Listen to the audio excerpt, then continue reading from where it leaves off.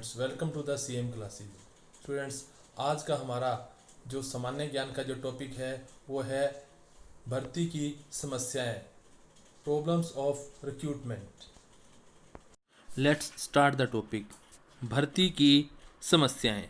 भर्ती को कार्मिक प्रशासन का सबसे महत्वपूर्ण पक्ष माना जाता है, क्योंकि किसी भी संगठन की कार्यकुशलता भर्ती प्रणाली की सफलता पर निर्भर करती है।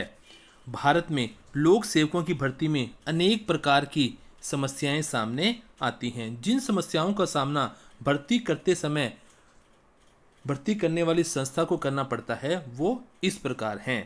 पहली समस्या कौन सी है? भर्ती करने वाली सत्ता का निर्धारण। इसका मतलब यह है कि भर्ती कौन करे। दूसरा, कार्मिकों की योग्यताएं। इसका अर्थ यह है कि भर्ती किए जाने वाले जो कर्मचारी हैं उनकी योग्यताएं क्या होनी चाहिए। तीसरी समस्या क्या आती है? भर्ती की प्रणालियां। इसका अर्थ क्या है? इसका अर्थ यह है कि भर्ती किस प्रणाली के द्वारा की जाए। चौथी समस्या की आती है योग्यता निर्धारण की विधियां, कि किसी उम्मीदवार की, किसी लोक सेवक की योग्यता का निर्धारण किस विधि के द्वारा किया जाए। ये भी एक बहुत बड़ी समस्याएं हैं। अब हम इन सारी समस्याओं का विस्तार से अध्ययन करेंगे। क्या आता है? सबसे पहली समस्या क्या थी कि भर्ती करने वाली सत्ता का निर्धारण। लोक सेवाओं की भर्ती की प्रक्रिया में सबसे पहली समस्या ये आती है कि भर्ती का अधिकार किसे दिया जाए। इस समस्या के विषय में दो मत दिए जाते हैं।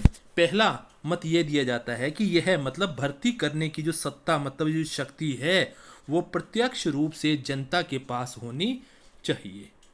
दूसरा मत ये कहता है कि यह भर्ती करने की जो सत्ता है ये सरकार के किसी अंग के पास होनी चाहिए। जो पहला मत कहता है कि भर्ती जनता के पास होनी चाहिए, इसकी आलोचना की जाती है। क्यों? क्योंकि जो साधारण जनता होती है वो बहुत बड़ी संख्या में अधिकारियों को चुनने में सक्षम नहीं होती। दूसरा, इसके विपक्ष में यह तर्क दिया जाता है कि इसमें जो लोग होते हैं वो व्यक्तिगत स्वार्थों में बह जाते हैं। वो जो दूसरा मत था इसका कि भर्ती सरकार का कोई अंग करे, इसके विपक्ष में भी बात कही जाती है कि जो भी अंग होता है वो क्या होता है, वो दबाव, उसके ऊपर कई बार दबाव आ जाता है, जिसके कारण वो सफलतापूर्वक और बिना किसी भेदभाव के भर्ती नहीं कर पाता। इसलिए इसकी आलोचना की जाती है। कहने का अभिप्राय यह है कि भर्ती कोई भी करे, लेकिन भर्ती करने वाली संस्था इतनी योग्य और सक्षम होनी चाहिए कि वह भर्ती के लिए जो उम्मीदवार हैं उनकी कुशलताओं को अच्छी तरह से जांच ले। नेक्स्ट क्या आता है कि भर्ती की मतलब कार्मिकों की योग्यताएं। इसका अर्थ यह है कि लोक सेवा में जो भी कर्मचारी भर्ती किए जाते हैं उनके लिए योग्यताओं का निर्धारण करना भी क्या है, एक बहुत बड़ा प्रश्न है, एक बहुत बड़ी समस्या है। मुख्य रूप से लोक सेवा में प्रवेश पाने के लिए दो प्रकार की योग्यताएं अवश्य ही रखी जाती हैं। पहली कौन सी है? सामान्य योग्यताएं। दूसरी कौन सी है? विशेष योग्यताएं। इन योग्यताओं का हम विस्तार से अभी अध्ययन करेंगे। तो पहले प्रकार की जो योग्यताएं हैं जो कि सभी के लिए जरूरी हैं, वो योग्यता कौन सी है? सामान्य योग्यताएं। ये क्या है कि प्रत्येक लोक सेवा के लिए जिन सामान्य योग्यताओं की आवश्यकता होती है वो इस प्रकार हैं। पहली योग्यता का मतलब क्या है? नागरिकता। इसका क्या अर्थ है? इसका अर्थ यह है कि लोक सेवा के लिए आवेदन करने वालों के लिए क्या है, भी राज्य का नागरिक होना अति आवश्यक है। विदेशियों को आमतौर पर सरकारी पदों पर नियुक्त नहीं किया जाता। यदि कोई विदेशी नियुक्त भी कर लिया जाता है तो उसका जो कार्यकाल होता है वो थोड़े समय के लिए होता है। दूसरी सामान्य योग्यता कौन सी है? निवास। ऐसी अनेक लोक सेवाएं हैं जिनके लिए एक सामान्य योग्यता यह निश्चित की जाती है कि उम्मीदवार पर्टिकुलर किसी विशेष जगह का निवासी होना चाहिए। तीसरी सामान्य योग्यता कौन सी है? लिंग की योग्यता। इसका अर्थ यह है कि सभी जो लोक सेवाएं होती हैं उनमें स्त्री और पुरुष के लिए जो लोक सेवा होती है वो उसमें प्रवेश पाना सभी के लिए पॉसिबल नहीं होता। कुछ लोक सेवाएं ऐसी होती हैं जिनमें केवल पुरुष ही प्रवेश पा सकते हैं और कुछ ऐसी होती हैं जिनमें केवल स्त्रियां ही प्रवेश पा सकती हैं या आवेदन कर सकती हैं। चौथी सामान्य योग्यता कौन सी है? आयु। लोक सेवा में आवेदन करने के लिए उम्मीदवार की अधिकतम आयु सीमा और न्यूनतम आयु सीमा का भी क्या किया जाता है, निर्धारण किया जाता है। ये तो कौन सी होगी, सामान्य योग्यताएं। अब नेक्स्ट आगे कौन सा आता है आपका, विशेष योग्यताएं। मतलब ये कि प्रत्येक लोक सेवा में प्रवेश पाने के लिए जिन विशेष योग्यताओं की आवश्यकता होती है वो इस प्रकार हैं। पहली कौन सी है, शैक्षणिक योग्यता। इसका अर्थ यह है कि भारत में लोक सेवाओं में भर्ती के लिए आवेदन देने के लिए न्यूनतम शैक्षणिक योग्यता का निर्धारण किया गया है। जैसे कि संघ लोक सेवा आयोग की सामान्य परीक्षा में बैठने के लिए किसी भी प्रकार का स्नातक मतलब क्या है कि बैचलर, उसके लिए होना बहुत जरूरी है। और इसी तरह से जो क्लर्क आदि की जो साधारण जो पद होते हैं उनके लिए मैट्रिक, +2 आदि का होना, उसके लिए शैक्षणिक योग्यताओं का निर्धारण किया गया है। अगला कौन सा आता है, तकनीकी योग्यताएं। कुछ ऐसी लोक सेवाएं होती हैं जिनके लिए तकनीकी योग्यताओं का होना बड़ा आवश्यक होता है, क्योंकि इन कार्यों को सामान्य शिक्षा प्राप्त व्यक्ति नहीं कर सकता। जैसे कि अस्पताल में मरीजों की जो चीड़फाड़ करनी होती है वो केवल डॉक्टर ही कर सकता है, और जो वैज्ञानिक जो अनुसंधान होते हैं उसका काम एक वैज्ञानिक ही कर सकता है। इसी तरह से इंजीनियर है, अर्थशास्त्री है, पायलट आदि की जरूरत पड़ती है। और इन सभी विशेष योग्यताओं से संबंधित तकनीकी जो योग्यता है वो भी इन पदों के साथ तय कर दी जाती है। नेक्स्ट आगे कौन सी आती है, व्यक्तिगत योग्यताएं। लोक सेवा में ईमानदारी, निष्ठा, परिश्रम, सूझबूझ, दूरदर्शिता, आत्मविश्वास, समय पालन आदि अनेक व्यक्तिगत गुणों का होना भी क्या होता है, अति आवश्यक होता है। और चौथी विशेष योग्यता क्या आती है इसकी, अनुभव। मतलब क्या है कि कुछ ऐसी लोक सेवाएं होती हैं जिनमें प्रवेश पाने के लिए अनुभव का होना भी बहुत जरूरी होता है। अनुभव से अभिप्राय उस व्यवहारिक प्रशिक्षण से है जो व्यक्ति ने कार्य के वास्तविक संपादन, मतलब जब वो कार्य कर रहा था उस समय प्राप्त किया। अनुभव इस बात का प्रमाण होता है कि उम्मीदवार संबंधित नौकरी के तौर तरीकों को जानता है। भर्ती के संदर्भ में तीसरी महत्वपूर्ण समस्या यह है कि भर्ती के लिए किस प्रणाली को अपनाया जाए। आमतौर पर भर्ती के लिए क्या है, दो प्रणालियां सामने आती हैं। पहली कौन सी आती है, प्रत्यक्ष भर्ती। इस प्रत्यक्ष भर्ती को थोड़ा सा गलत यहाँ टाइप हो गया है कि प्रत्यक्ष भर्ती को बाहर से भर्ती भी कहा जाता है, बाहरी भर्ती भी कहा जाता है। और दूसरी प्रणाली कौन सी है, अप्रत्यक्ष भर्ती। इस अप्रत्यक्ष भर्ती को पदोन्नति द्वारा भर्ती या इसे भीतरी भर्ती भी कहा जाता है।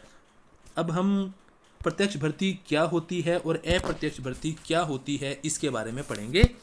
तो क्या मतलब इसका प्रत्यक्ष भर्ती का, कि मतलब डायरेक्ट रिक्रूटमेंट, कि भर्ती करते समय जब निर्धारित पद के लिए प्रत्यक्ष रूप से सभी से जो उसके लिए निर्धारित योग्यता रखते हैं उनसे आवेदन आमंत्रित किए जाते हैं, तो उसे क्या कहा जाता है, प्रत्यक्ष भर्ती कहा जाता है। अन्य शब्दों में कहा जा सकता है जो भी व्यक्ति किसी भी भर्ती के लिए, किसी भी पोस्ट के लिए उसके लिए निर्धारित की गई योग्यताओं को पूरा करता है वह क्या कर सकता है, उसके लिए आवेदन कर सकता है। और इसे क्या कहा जाता है, प्रत्यक्ष भर्ती कहा जाता है। दूसरा कौन सा इसका है प्रणाली, अप्रत्यक्ष भर्ती। जब किसी विभाग में पहले से ही कार्य कर रहे कर्मचारियों को रिक्त पदों पर नियुक्त कर दिया जाता है तो उसे क्या कहा जाता है, अप्रत्यक्ष भर्ती कहा जाता है। इन दोनों प्रकार की भर्तियों, मतलब प्रत्यक्ष भर्ती और जो अप्रत्यक्ष भर्ती है, इन दोनों प्रकार की जो भर्तियां हैं, इन दोनों ही प्रकार की भर्तियों के अपने ही लाभ हैं और अपने ही क्या हैं, इसके हानियां हैं। नेक्स्ट आगे क्या आता है, कौन सी समस्या आती है कि योग्यता निर्धारण की विधियां। मतलब भर्ती के संबंध में अगली समस्या यह आती है कि उम्मीदवारों में से, मतलब जो उम्मीदवार हैं उनमें से कौन सा उम्मीदवार लोक सेवा के लिए योग्य है, इसका निर्धारण कैसे किया जाए। इसके विषय में, यहाँ गलत प्रिंट हो गया है, इसके विषय में निम्नलिखित विधियां प्रयोग में लाई जाती है। मतलब योग्यता निर्धारण, मतलब किस विधि के द्वारा उम्मीदवार की योग्यता का निर्धारण किया जाए, उसके लिए निम्नलिखित विधियां प्रयोग में लाई जाती हैं। उन विधियों में सबसे पहली विधि कौन सी आती है, लिखित प्रतियोगिता परीक्षा। कि लिखित प्रतियोगिता परीक्षा क्या होती है। इसका मतलब क्या चीज़ है, लिखित प्रतियोगिता परीक्षा में क्या होता है, उम्मीदवार किसी भी प्रश्न का उत्तर लिख कर देता है। और लिखित जो प्रतियोगिता परीक्षा होती है वो दो प्रकार की होती है। पहली कौन सी आती है, वस्तुनिष्ठ, और दूसरी कौन सी परीक्षा है, निबंधात्मक। जो वस्तुनिष्ठ जो परीक्षा होती है, लिखित परीक्षा होती है, उसका उत्तर उम्मीदवार को एक शब्द में, हाँ या ना में, या 4 विकल्प दिए होते हैं, उनमें से सही विकल्प या गलत विकल्प को छांटना होता है। इस लिखित प्रतियोगिता परीक्षा की भी क्या है, अपनी ही हानियां हैं और अपने ही इसके दोष हैं। दूसरी विधि कौन सी है जिससे योग्यता का निर्धारण होता है, मौखिक परीक्षा अथवा साक्षात्कार। साक्षात्कार जिससे कि इंग्लिश में क्या कहा जाता है, इंटरव्यू। इंटरव्यू मतलब भीतर झांकना। इसके द्वारा जो उम्मीदवार होता है उसके बोलने की चतुराई, उसका ज्ञान, बातों को अभिव्यक्त करना, उसकी गंभीरता, नैतिकता या धैर्य, आत्मविश्वास जैसे गुणों का परीक्षण किया जाता है। इसका मतलब क्या चीज़ है, कुछ ऐसे योग्यता निर्धारण के लिए वो लिखित प्रतियोगिता परीक्षा में उम्मीदवार पास तो हो जाता है, लेकिन जब साक्षात्कार का समय आता है तो वो अपनी अभिव्यक्ति को सही तरीके से नहीं कर पाता। ओके, तो अगली योग्यता निर्धारण की विधि कौन सी है, कार्य कौशल की प्रत्यक्ष जांच। इसका अर्थ क्या है, लोक सेवा में भर्ती के लिए लोक सेवकों की योग्यता को जानने के लिए कार्य कौशल की भी प्रत्यक्ष रूप से जांच की जाती है। इस पद्धति का प्रयोग तकनीकी, जो टेक्निकल और जो व्यवसायिक प्रकृति नेचर की जो सेवाएं होती हैं उस भर्ती के लिए किया जाता है। जैसे कि सेना में अगर भर्ती करनी हो या पुलिस में अगर भर्ती करनी हो तो सामान्य सैनिकों से उनके लिए क्या किया जाता है, उससे पहले उनको नियुक्त करने से पहले लंबी दौड़, ऊंची कूद आदि में शामिल होना पड़ता है। और उसी प्रकार जैसे टाइपिस्ट की नौकरी के लिए क्या होता है, उन्हें टाइपिंग करने की गति इत्यादि अपनी योग्यता का प्रदर्शन करना पड़ता है।